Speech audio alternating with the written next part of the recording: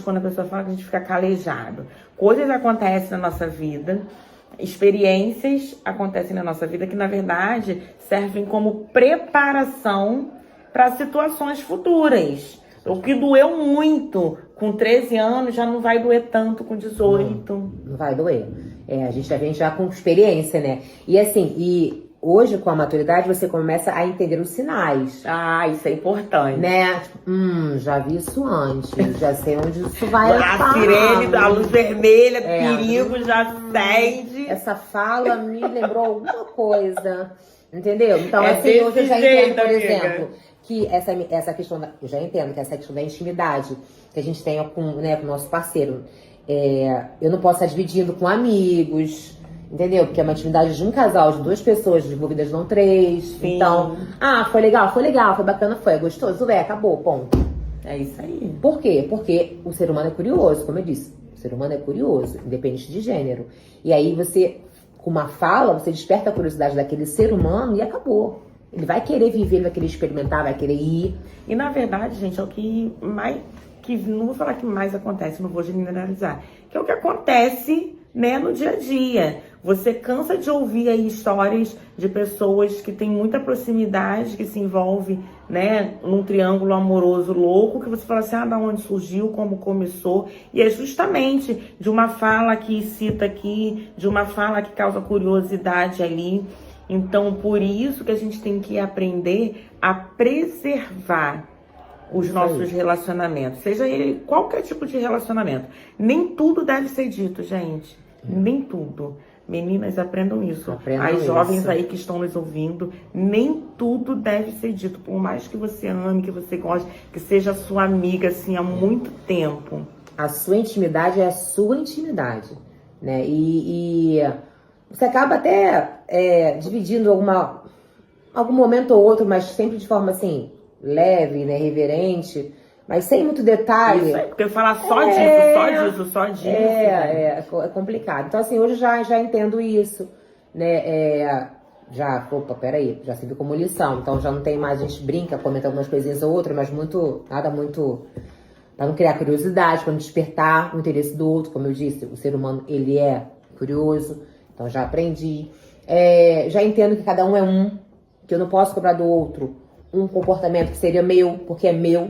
Porque aí são expectativas suas, né? Exatamente. Então, assim, eu não posso querer que ela tenha... Não posso, porque ela sou eu. Eu faria assim, mas ela não fez. Mas é problema também dela, porque eu criei, mas não posso. Não cabe a mim.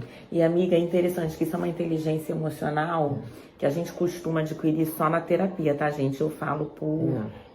conhecimento de causa. A partir do momento que a gente entende que quando existe uma problemática, um erro, né? E assim, você para de culpar só o outro, porque para você seria muito fácil culpar o rapaz, culpar a amiga e ficar lá naquele estágio de colocar no lugar de vítima, de pobrezinha, de coitadinha. Não. Quando você tem inteligência emocional, né, seja conquistada através de terapia ou de vivências, né? Você entende o seguinte, que se houve uma problemática, peraí, aconteceu. Mas qual é a parte que me cabe, qual é a parte que cabe ao outro? Exatamente. Né? E isso facilita muito, não faz com que a gente entre naquela onda de sofrimento. Gente, eu aconselho, tá? E Cíntia também, porque ela faz acompanhamento. Terapia é vida. É vida. Mas vamos lá, amiga. Vamos lá, que agora é que vem, hein, gente? Que agora é que vem. Primeira filha, qual é o nome da sua filha, amiga? Ana Heloíse. Nome lindo, Ana Heloíse. Ana Heloíse. Escolha. Como é que Ana Heloíse? Escolha do pai. O pai escolheu Heloíse, o pai. Como é que Ana Heloíse veio pra sua vida? Vamos ao pai. Como é que conheceu o pai de Ana Heloíse? O pai escolheu o nome de Heloíse. Foi o pai. O dono do espermatozoide. Esse é o nome dado à pessoa. O pai. Então, vamos lá, o pai. Eu, nesse momento, vindo desse fato... Vamos lá, pegou o ex-namorado com a amiga. E aí, vem muito pesada daquele lugar, de dor, de sofrimento. Mas, assim, foi legal que você falou, porque, assim, eu nunca me coloquei no lugar de vítima. Eu sentia tudo, mas sentia na minha. Na minha. E aí um dia eu trabalhava, né? Sempre trabalhei. E eu cheguei cansada no trabalho e exausta. Mês de dezembro, aquele fluxo de Natal, de final de ano. E aí eu cansada, e também, não só fisicamente, mas mentalmente, emocionalmente, por conta de tudo, me deparo com meu vizinho, que é um vizinho de bairro, que eu conheço desde muito nova, porque, como eu disse, eu morava em Madureira, mas a família da minha mãe sempre foi de Nilópolis. Então, eu sempre... Ou seja, via o vizinho todo dia e nunca tinha despertado. Não, e assim, o que acontece? Eu morava em Madureira, mas a família da minha mãe é de Nilópolis. Então, quando eu ia pra casa da minha avó materna, em Nilópolis, eu brincava ali com os meus primos e os vizinhos da minha avó, inclusive com ele. Então, ele era um menino que cresceu comigo. Né? Embora o contato fosse no final de semana, uma vez no mês, quando eu ia pra casa dessa minha avó, mas ele cresceu comigo. Gente, agora é pras mães, tá? Os nossos filhos vão se relacionar com quem está por perto, tá? Então escolham bem os lugares que vocês frequentam, tá? Porque os nossos filhos, como nós, vamos nos relacionar com quem está perto. Isso te conforta ou te apavora? Pensar nisso. E aí, enfim, vizinho, crescemos juntos. E aí, nesse momento meu, né, de cansaço físico e emocional, eu me deparo com ele e ele começa a conversar comigo e eu relato pra ele a situação que eu tô vivendo, né, chateada, tô vindo de um término conturbado, que me traz dor. Muito sentida. E ele super atento a tudo que eu falava. E ele sempre foi muito atencioso a mim, não vou negar. Ele sempre foi muito legal. Um amigo, assim, né, de brincadeiras, mas sempre ali. E aí ele fala, vamos sair pra lanchar, vamos fazer alguma coisa? Era uma sexta-noite, enfim, sábado à noite. Eu falei, vamos fazer um lanche. Aí eu vou com ele fazer um lanche. A gente para numa lanchonete, a gente compra, não lembro, compramos o lanche.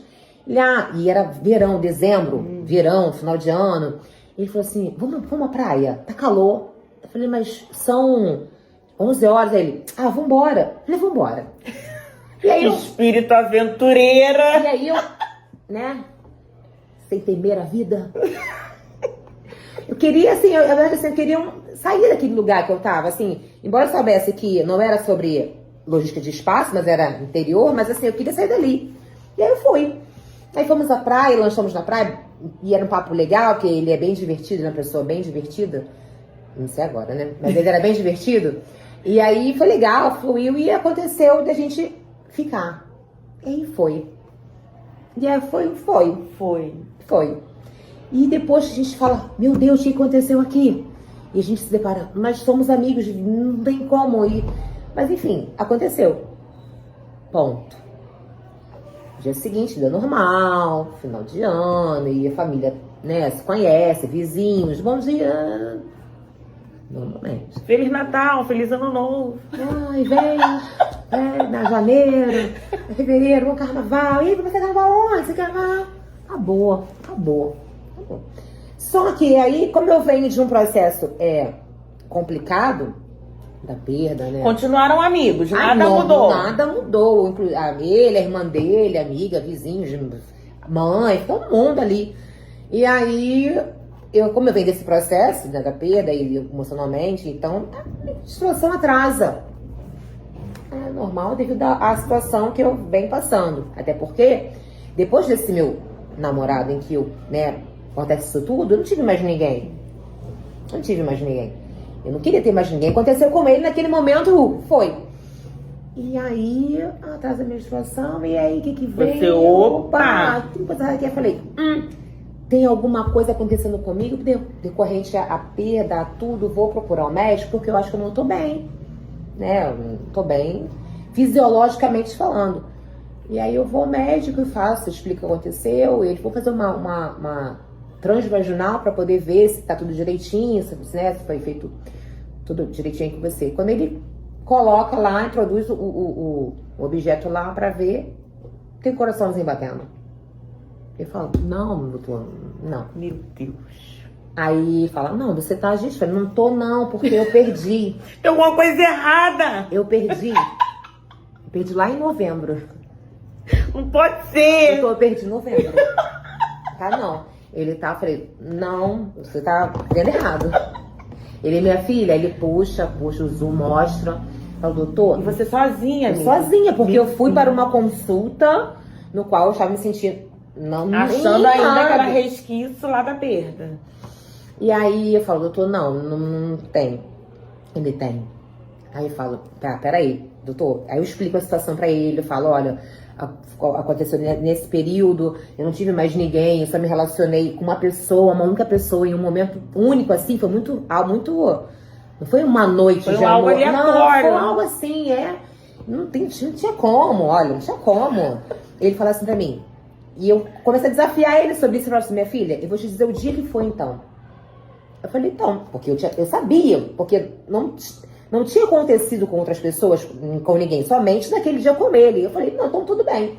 E ele pega lá um material, sem mapa, não sei explicar aquilo, e fala, foi dia 29 de dezembro. Aí eu... E aí foi 29 de dezembro. Aí você... Pum!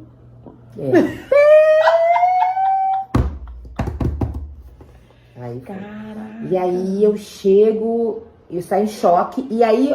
Gente, eu sou uma pessoa que acredita muito em energia, muito. Eu acho que porque eu sou movida a ela e eu vivi, né, situações que ela prova. Quando eu saio desse médico desolada com uma ultra na mão em que mostra que eu tô grávida, a primeira pessoa que eu vejo é essa minha amiga, irmã desse menino que eu namorei, que eu falei que eu fiquei muito amiga da família, ela. E ela me olha assim... E fala, o que é isso? Eu falo, é isso. E ela, mas você não... Porque até então, ela sabia da minha gestação com o irmão dela, que eu tinha perdido, né? E eu falo, não. E aí, pra eu explicar, ela primeira... Me deparo com ela assim, descendo da escada assim, do consultório, ela passa. Incrível. Nossa, mãe. Incrível. Aí ela foi minha amiga por muitos anos, né? Foi minha melhor amiga por muitos anos. E aí ela calma e ela me acolhe, me leva pra casa dela, bebe uma água, respira e começa a fazer conta, a gente começa a tentar entender e eu falo, não, é desse. E ela, será que você achou que perdeu, mas não perdeu? Será que não foi? Né, que confabular, né? E vê o tempo e calcula, ela não, e é aqui. E começa, não, é do meu irmão, não é. E a gente começa a fazer contas, porque assim... Porque existe uma vontade da parte dela de ser... o filho do sobrinho, né? E pro próximo também, e eu não, e desolada. E aí, eu faço isso, Gina, na sexta-feira de carnaval, porque eu ia viajar pra Cabo Frio, eu ia passar carnaval em Cabo Frio, naquela época era muito comum os adolescentes pra Cabo Frio. E aí eu tinha separado um dinheiro pra eu pular meu carnaval. E aí eu falei assim, quer saber, vou fazer logo esse exame, porque senão eu vou gastar esse dinheiro no carnaval e não vou fazer o exame quando eu voltar. Então eu faço logo, que eu já vou tranquila e gasto. Pensando no dinheiro, Gina. Pensando no dinheiro. Eu gasto esse dinheiro lá, fico livre, que já, né, a responsabilidade já... Eu vou arrasada pro carnaval. Imagina. Eu vou desolada, eu vou assim, ó, Cabo Frio acontecendo, o trio elétrico passando, eu assim, desolada. Tipo assim, o que vai ser da minha vida? O que vai ser da minha vida. Eu chego do carnaval, chamo esse meu vizinho, sento com ele no portão da minha casa e falo, ó, você pode falar, e ele fala, o que houve? Aí eu mostro a outra pra ele e falo, tô grávida. Ele põe a mão na cabeça e fala, meu Deus, como é que você tá grávida do cara que extrai tua amiga? Eu falo, não. É seu! É seu. É seu. Ele fala, não é possível. Eu falei, é seu. E aí, ele acaba se colocando no lugar de, é meu mesmo? Suspeita, que eu acho super natural. Ele, não, mas é meu mesmo? Porque não tem como ser meu. E aí, eu tinha certeza, porque eu só tive ele. Mas eu também não julgo esse comportamento dele, porque eu acho que é natural. Ele se perguntar, eu queria saber de fato. E eu converso com ele, explico, e ele fala, então tá bom, então é meu. Eu confio em você, eu acredito em você, embora tenha sido uma única vez, e vamos ver no que vai dar. Só que eu tô desolada, porque é um cara que eu não sentia nada. Sentia um carinho, uma amizade.